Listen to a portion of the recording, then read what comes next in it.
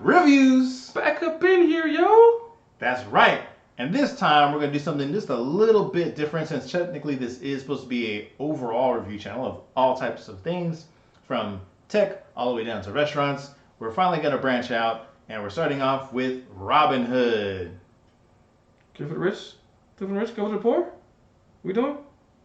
Got bow and arrows? Not the same. The investing platform, Robinhood. And on top of that, what's up, YouTube? Shouts out to Chris Sain. We're doing the 100K challenge. This is our joint AI Reviews investing account. Invest that money. We're going to go through kind of the portfolio as a whole and some of our highs, some of our lows, kind of what we learned. And all of this is not a recommendation. We are not financial advisors, nor are we investing professionals. We're just kind of throwing our hat in the ring, so to speak, and seeing if we can prosper in our times of lockdown situation with COVID and everything. Try and get this Wall Street money. Money.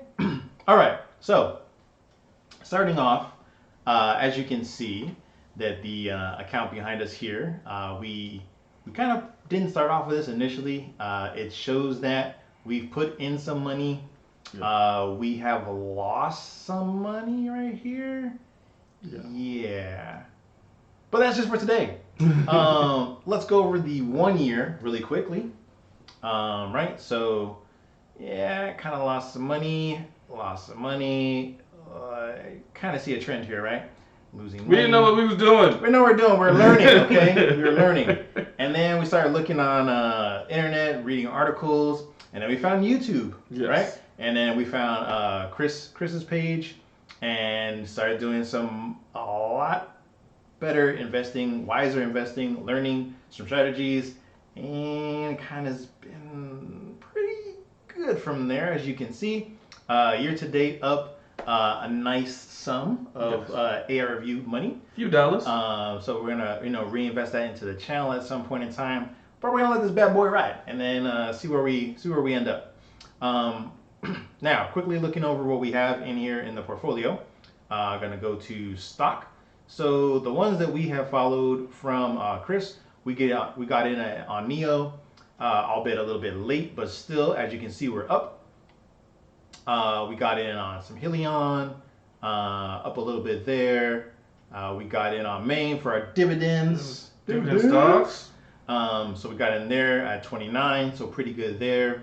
We got in on, this is not one that he recommended, I don't think. He might have, I might not sure on that one. But as you can see, doing good on that one as well. APXT, soon to be AvePoint.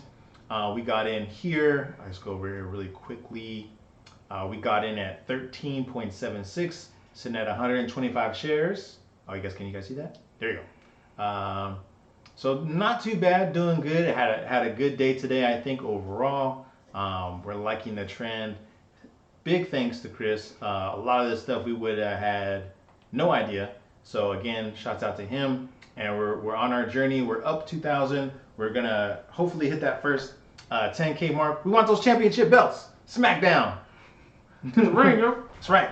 And then champs are here. We got G-Nog, Golden Nugget, which used to be LCA.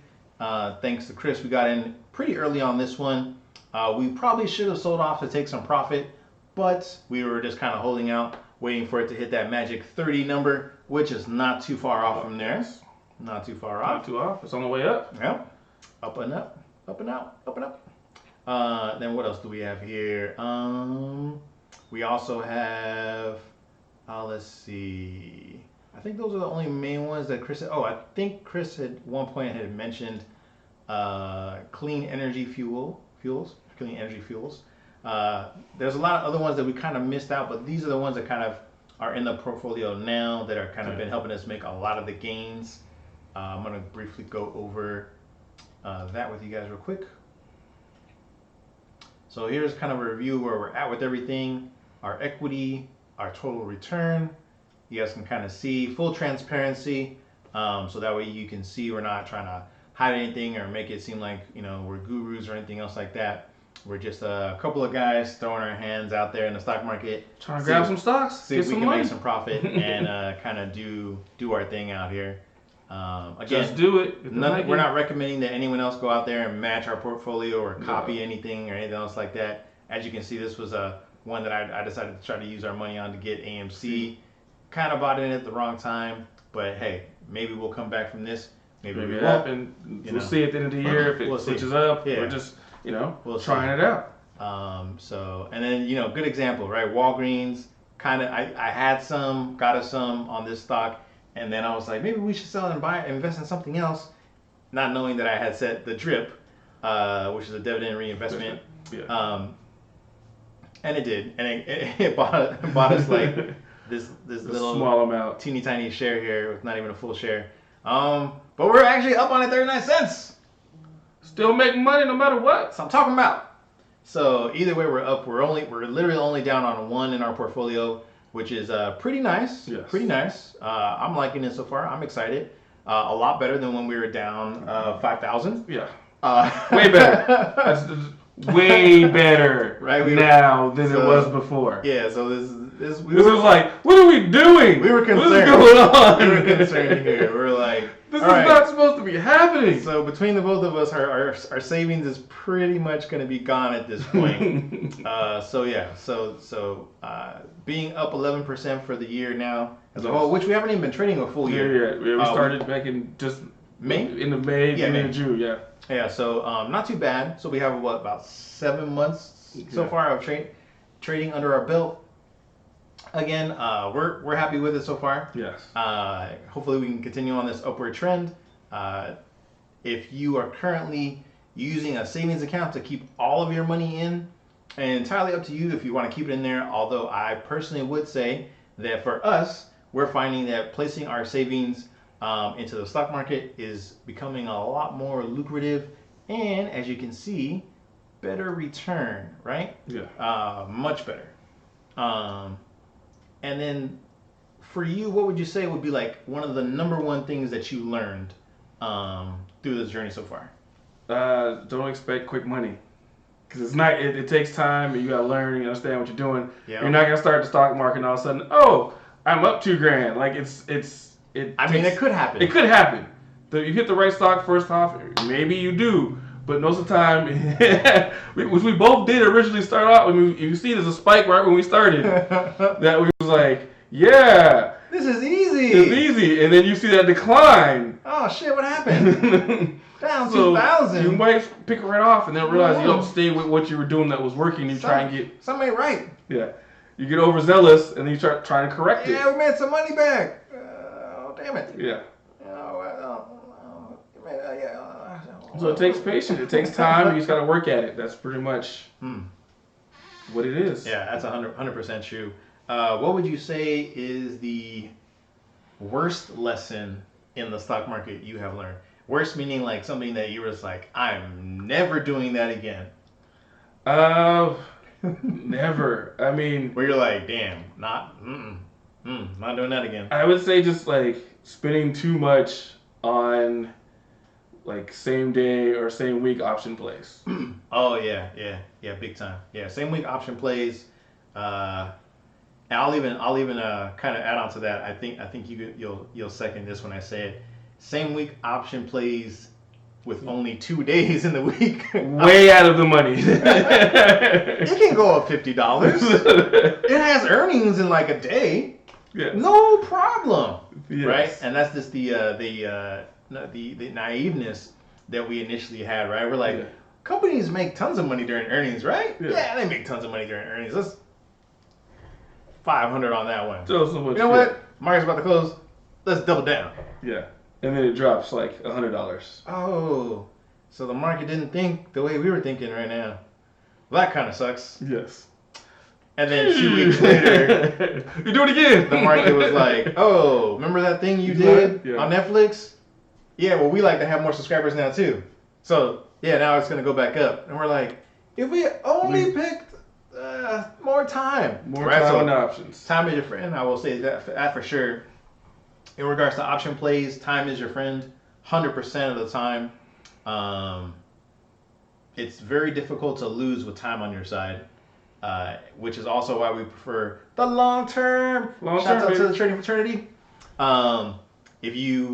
stocks technically, even Chris has said this before too, that if you have a stock, you technically never really lose the value of that unless the stock completely goes to zero, right? Yeah. As long as the company is still functioning, still out there kicking.